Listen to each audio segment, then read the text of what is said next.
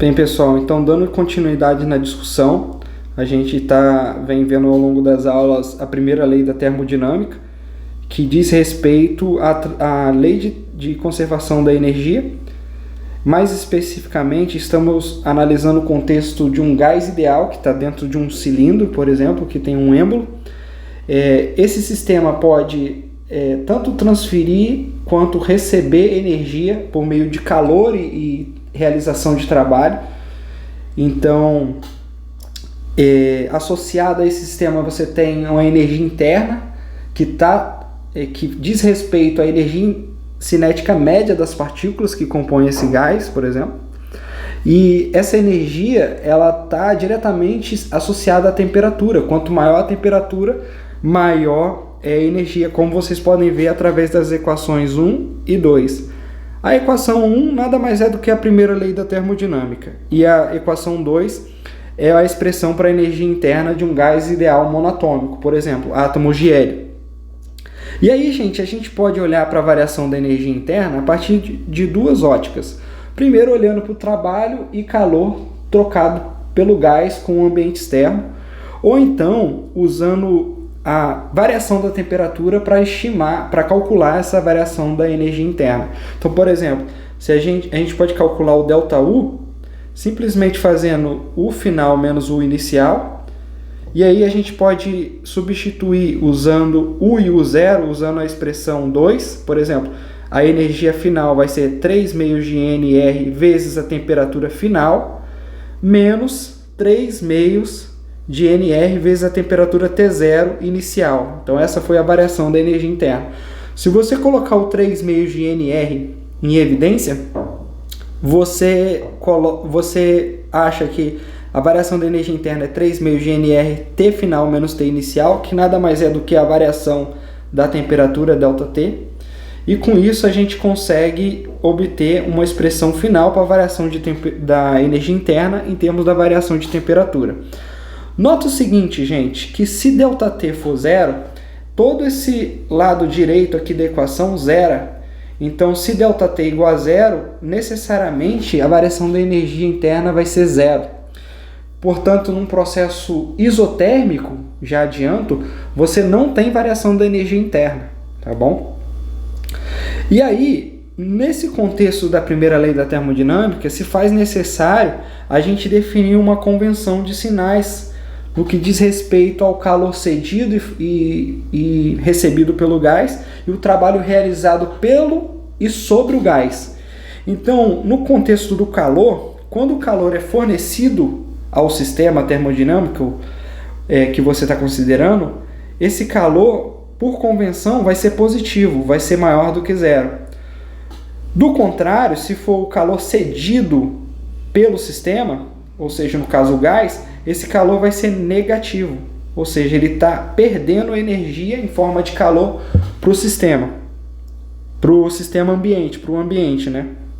Agora, no contexto do trabalho realizado, quando esse trabalho é realizado sobre o gás, aí inverte a lógica. O trabalho realizado sobre o gás vai ser negativo, enquanto que o trabalho realizado pelo gás vai ser um trabalho positivo.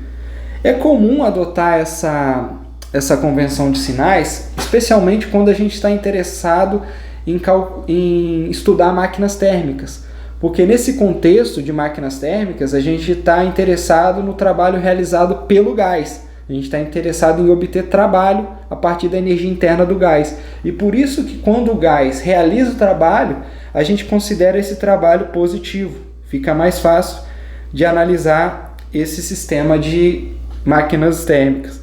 Então, como exemplo numérico aqui, só para vocês entenderem mais ou menos como funciona, imagina que eu tenho a situação em que você fornece 12 joules de energia por meio de calor para esse sistema termodinâmico e, ao mesmo tempo, esse sistema realiza 30 joules de trabalho.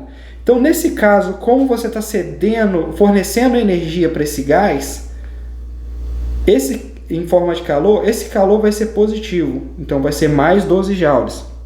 Mas se, pelo contrário, você estiver falando do trabalho realizado sobre o gás, de 30 joules, então esse trabalho necessariamente vai ser negativo, ou seja, menos 30 joules. E aí, como que você obtém o ΔU? Basta você substituir na primeira lei da termodinâmica. Então, no lugar de Q, você coloca o 12, e no lugar do tal, você vai colocar menos 30. Tem esse menos aqui que é da fórmula, certo? Da primeira lei da termodinâmica. De modo que esse menos com esse menos resulta em um sinal positivo, de modo que a energia interna vai aumentar em 42 joules. Ou seja, além de você fornecer calor para o gás, esquentando ele, aumentando a temperatura dele, você ainda realiza trabalho sobre o gás. E esse trabalho vai ser negativo, que de modo que quando você substitui na primeira lei da termodinâmica, esse trabalho com esse sinal de menos vai resultar em um aumento da energia interna. Agora, note a seguinte alteração desse problema. Agora eu vou fornecer 12 joules de calor para o gás, ou seja, continua sendo positivo o calor pela nossa convenção de sinais. Mas agora eu vou querer vou considerar a situação em que o gás realiza 30 joules de trabalho sobre o ambiente, ou seja, ele expande realizando trabalho sobre o ambiente. Nesse caso, o trabalho vai ser positivo, tá certo? Pela nossa convenção de sinais. Lembra? Trabalho realizado pelo gás, positivo. E aí, quando eu substituir na segunda lei da termodinâmica, no lugar do Q, eu vou colocar 12, mais 12, porque eu estou fornecendo calor para o gás. Tem o menos, que é da fórmula, e no lugar do tal, que é do trabalho, eu vou colocar 30.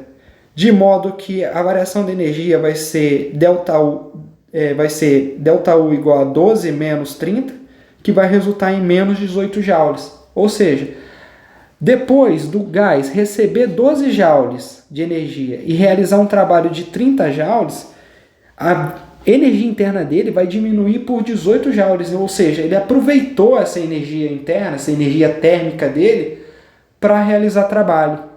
Então, essa vai ser uma das estratégias que formam a base, o arcabouço teórico para máquinas térmicas, porque na prática você vai querer que esse sistema termodinâmico receba energia térmica em forma de calor e realize trabalho, tá certo?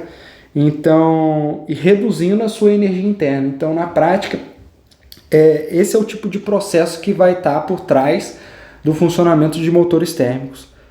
Com isso, a gente pode encerrar essa videoaula e fazer alguns exercícios como exemplo.